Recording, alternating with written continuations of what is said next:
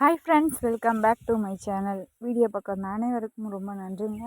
இன்றைக்கி என்ன வீடியோ பார்க்க போகிறோம் அப்படின்னு கேட்டிங்கன்னா, நம்ம மாடுகளுடைய பால் உற்பத்தி அதிகரிக்க போகிற ஒரு சின்ன டிப்ஸ் தாங்க இந்த வீடியோவில் சொல்ல போகிறேன். நான் ஏற்கனவே சொல்லியிருப்பேன், இந்த மாதிரி மாடு கன்று போடும்போது மட்டும்தான் நம்மளுடைய பால்களில் உற்பத்தியை அதிகரிக்க முடியும். பால் வற்றி போயிடுச்சு அப்படின்னா பால் உற்பத்தியை அதிகரிக்க முடியாதுங்க. அதே மாதிரி இந்த வீடியோவில் நான் என்ன செய்கிறேன், எப்படி இந்த மாட்டோட பால் உற்பத்தியை அதிகரிக்கிறேன் அப்படின்னு சொல்கிறேங்க. அதுக்கு முன்னாடி பார்த்திங்கன்னா, எந்த கன்றுக்குட்டி போட்டாலுமே அந்த கன்றுக்குட்டிக்கு கண்டிப்பாக பால் விடணுங்க. அப்படி பால் விடும்போது பார்த்திங்கன்னா, எப்படியும் ஒரு கால்வாசி அரைவாசி அவ்வளோ கிட்டே மாடு கன்றுக்குட்டி குடிச்சிருங்க. அது குடித்தது போக தாங்க நம்ம எல்லாருமே அப்படி தாங்க கறந்து கொண்டு போய் ஊற்றுவோம்.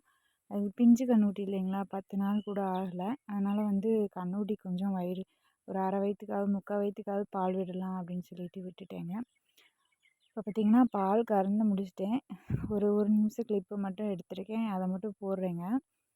இப்போதைக்கு 5 நாள் தான் ஆகுது. இன்னமும் கொஞ்சம் கறவை திறனை கூட்ட இன்னுமே இப்போ ஸ்டார்ட் பண்ணால் தான் ஒரு 10-20 நாளைக்கு அப்புறம் பால் கொஞ்சம் கூடி கறக்குங்க.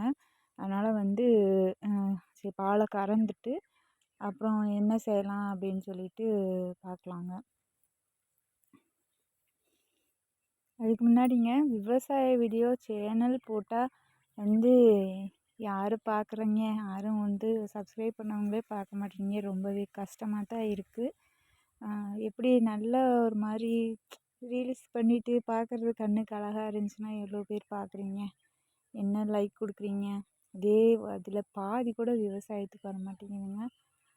என்னன்னு தெரியல. சரி விடுங்க, நம்மளும் ஒரு நாளைக்கு வரலாம், முன்னாடி வரலாம் அப்படின்ற ஒரு எண்ணத்தில் மட்டும்தான் வீடியோ எடுத்து போட்டுட்ருக்கேங்க. என்னை பொறுத்த வரைக்கும் ஃபஸ்ட்டு ஒரு தேங்காய் உழிச்சிக்கலாம். நான் உழிக்கிற தேங்காய் சின்னதாக இருக்குது. அதனால் நான் 2 தேங்காய் எடுத்துக்கணும். அதுதான் பத்தும். 2 தேங்காய் எடுத்திருக்கேன். நான் மட்டும் உரிச்சு 2 தேங்காய் எடுத்திருக்கேன். அது உள்ளுக்கு இருக்க தேங்காய் எடுத்துகிட்டு அப்புறம் பார்த்திங்கன்னா, பச்சரிசி ஒரு 1/4 கிலோ அளவுக்கு எடுத்து ஊற வச்சுருக்கிறேன். ஒரு 1 மணி நேரமாவது ஊறணுங்க. நல்லா ஊறி வரும்போது அது ஒரு மாதிரி பாலாட்டம், அரைக்கும்போது பாலாட்டம் வரும் வெள்ளை கலரில். ஊற வச்சு அரைச்சி எடுத்துட்டேன். அது கூட என்ன போட்டிருக்கேன் அப்படின்னு பார்த்திங்கன்னா, பருத்தி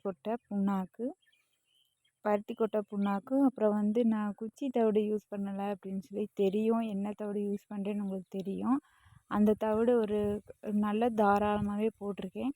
போட்டுட்டு அது என்ன பண்ணி வச்சுருக்கேன் அப்படின்ட்டா, ஒரு 1 மணி நேரங்கிட்ட அதை ஊற வச்சுட்டேன். சட்டியிலே தண்ணி ஊற்றி ஊற வச்சுட்டு இந்த நாங்களாம் குளித்தாலையில் தண்ணி விடுவோம்.